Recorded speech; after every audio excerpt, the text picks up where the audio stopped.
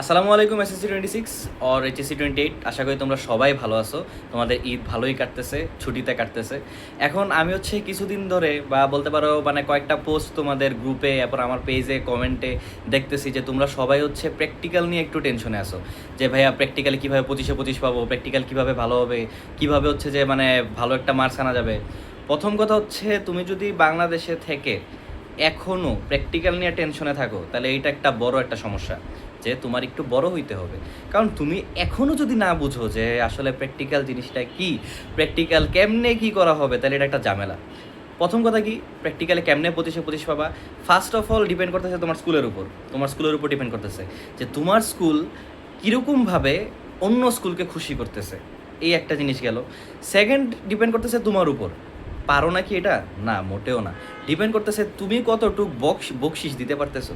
এখন বকশিস মানে কি, অবশ্যই আমরা এটাকে শুদ্ধ ভাষায় আমরা এটাকে মানে 2 নাম্বারই বলবো না, আমরা এটাকে কোনো মানে অন্য কোনো পয়সা বলবো না, অন্য কোনো সম্পদ বলবো না, আমরা এটাকে বলবো বকশিস। আপনারা যদি যে মানে ভালো মতো বকশিসটা দিতে পারবেন, ভালো বকশিস দেবেন, আপনি দেখবেন এমনি প্র্যাকটিক্যালি আপনি পারেন না পারেন, প্র্যাকটিক্যালি আপনি কিছু লিখছেন না লিখছেন, মানে এরকমও হয় যে অটোমেটিক্যালি হচ্ছে আপনার জিনিসটা জমা নিয়ে নিবে, কোনো কিছু করবেও না। তো এই জন্য হচ্ছে প্র্যাকটিক্যাল নিয়ে আসলে টেনশন করার কিছু নাই। প্র্যাকটিক্যাল নিয়ে হচ্ছে বলতে পারেন যে মানে ওইরকম ভাবার কিছু নাই যে কি হবে না হবে, কারণ আপনি বাংলাদেশের বাসিন্দা। এখন বলতে পারেন ভাই এটা কি ভালো, হ্যাঁ এটা কিন্তু একদিকটা ভালো, আপনারা তো সুবিধা পাইতেছেন, কিন্তু এটা কি আসলেই ভালো, না মোটেও না। মানে প্র্যাকটিক্যালটারে আরেকটু মানে ভালো করে জাজ করা উচিত ছিল। But to be very honest, তুমি যদি মানে ওই গ্রামের স্কুলের কথা চিন্তা করো বা এরকম কিছু স্কুলের কথা চিন্তা করো যেখানে আসলে প্র্যাকটিক্যালটা ওইরকমভাবে মানে করানো হয় না, তো ওদের কথা ভাবলে আসলে এর দিকটা ঠিকই আছে, যে তোমাদেরকে তো ওইরকমভাবে দেখানো হইতেছে না বা মানে ওইরকমভাবে প্র্যাকটিক্যাল উপর জোর দেওয়া হইতেছে না, তাহলে তোমরা কেন এখন পরীক্ষার সময় একটা জোর দিবা? তো এই জন্য তোমরা ওইটা নিয়ে টেনশন করো না।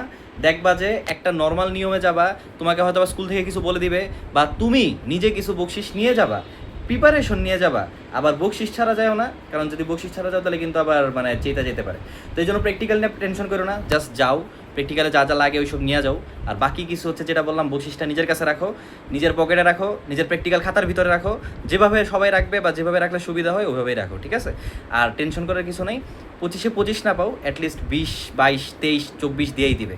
24 দেওয়ারই কথা, 20 হোক আমি কম বলে ফেলছি, 24-23 এরকম দিবেই। আর বেশিরভাগটাতে দেখবা 25-25 দিয়েছে, ঠিক আছে? তো সবাই ভালো থাকো, ঈদ এনজয় করো। আর দেন হচ্ছে কি, ঈদের পর যদি কিছু পড়ার টরার মানে মুড আসে তাহলে পড়ো, ঠিক আছে? আল্লাহ হাফেজ, আসসালামু আলাইকুম।